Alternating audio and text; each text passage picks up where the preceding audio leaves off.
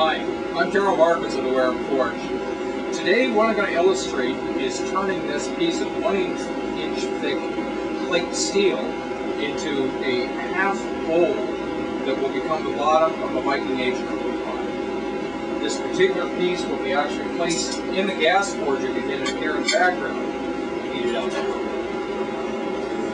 And it just fits.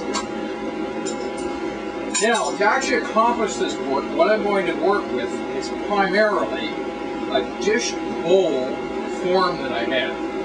This is a cast steel piece that actually fits in my post place.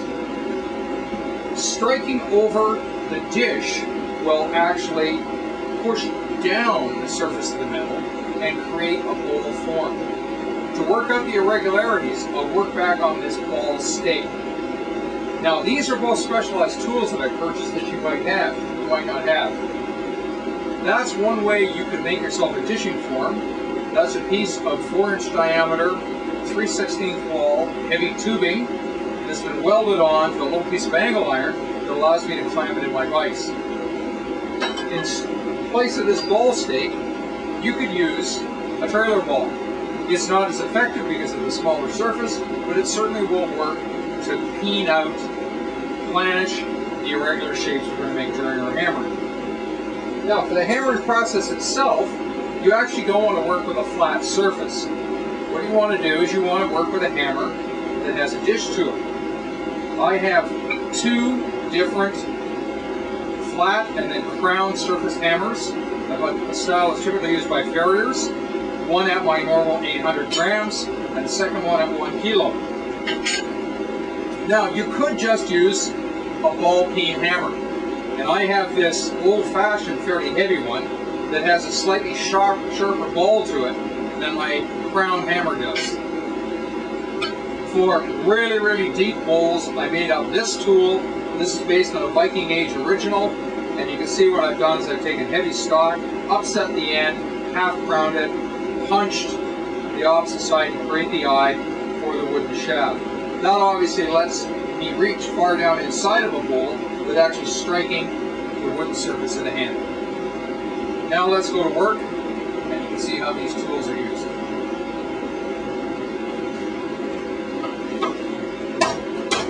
Starting with the 1 kilo tool.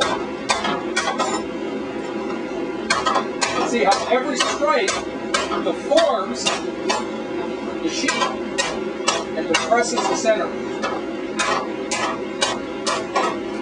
I'm also working with gloves on both hands. The amount of radiant energy coming off this sheet is pretty incredible. Now, because this material is 1/8 of an inch thick, it's far too heavy to work cold. See how the temperature is falling away.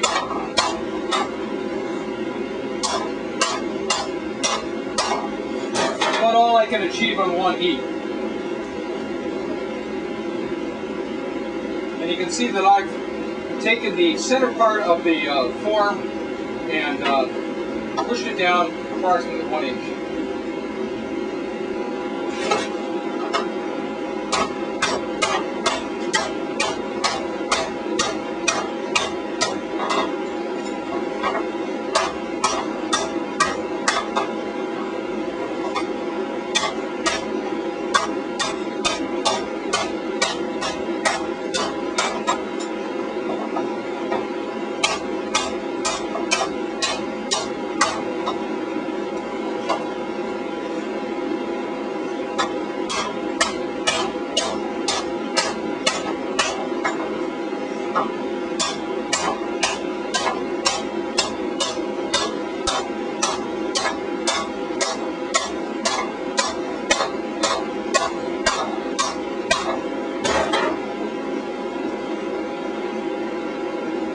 That's the result of the second heat. You can see I've added at least another ½ inch to my curved surface. So I'll pull the image back so you can get a better idea of the body position I have to use.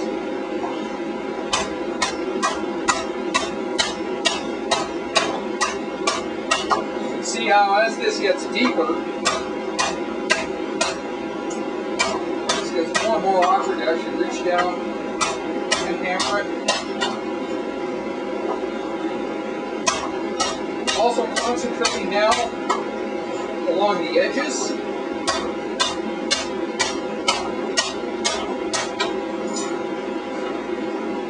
Because my finished shape actually is a shallow bowl with very, very steep upturned edges so that it can mate onto the cylinder that forms the body of the pot.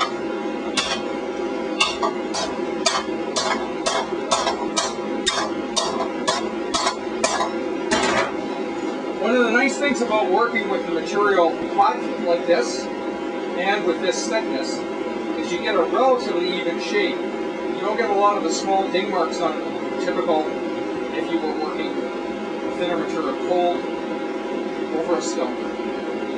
There are some bulges that will have to flatten and planish. I'll show you that as the next step. So for planishing, I flip the form over and work with the flat side of the hammer.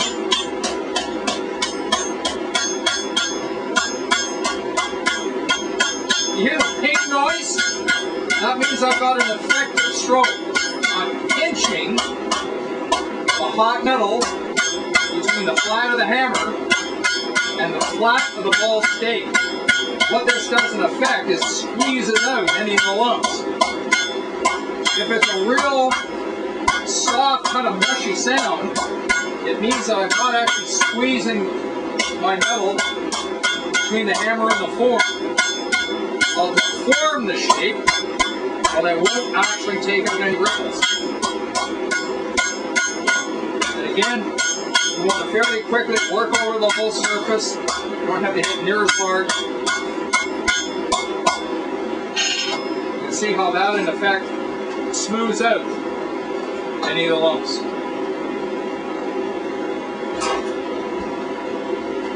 Now, as well as dishing, I can use a lighter hammer and my ball stake to raise the edges. That's effectively pushing the edges down towards the center of the form. You can see how I'm supporting the edge of the hot dish over the top surface of my stake, but in effect kind of squeezing it down past the edge of the ball stake.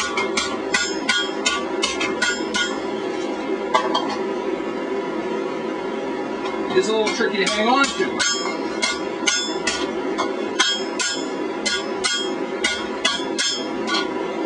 See, as it cools down, it bounces more, and there's less effect for each stroke. So do yourself a favor, just put it back inside and heat it up a second.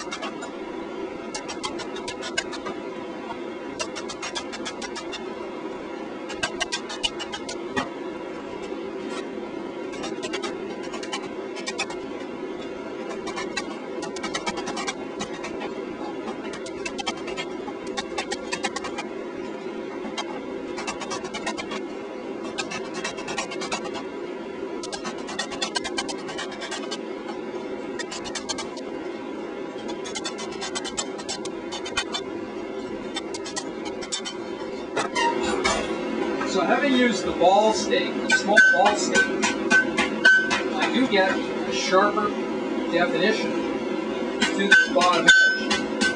But the problem is that it's a little harder to control my overall shape. So by working back over the edge of the anvil like you see here,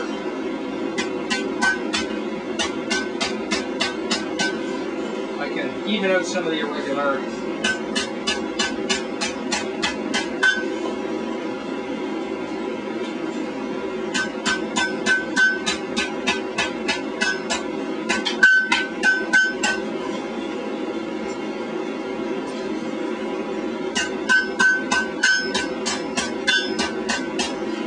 Get close to your final shape, doing a lot of back and forth adjustments.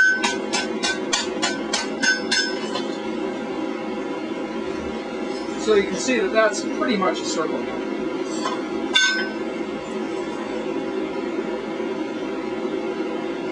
I do want to try to make that surface as even as possible. You can tell that right now it's punched down a little bit deeper here than it is on that side, so I have to heat that up and adjust that.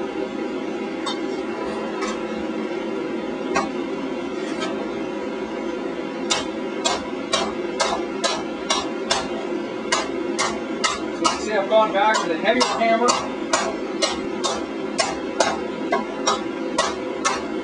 Gives me a mushier stroke.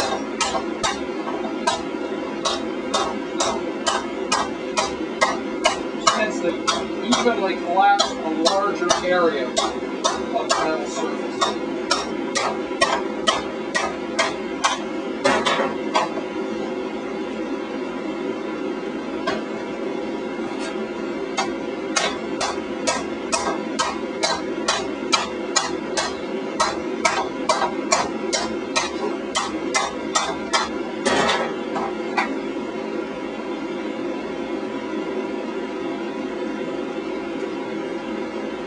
All in all, that doesn't look too bad.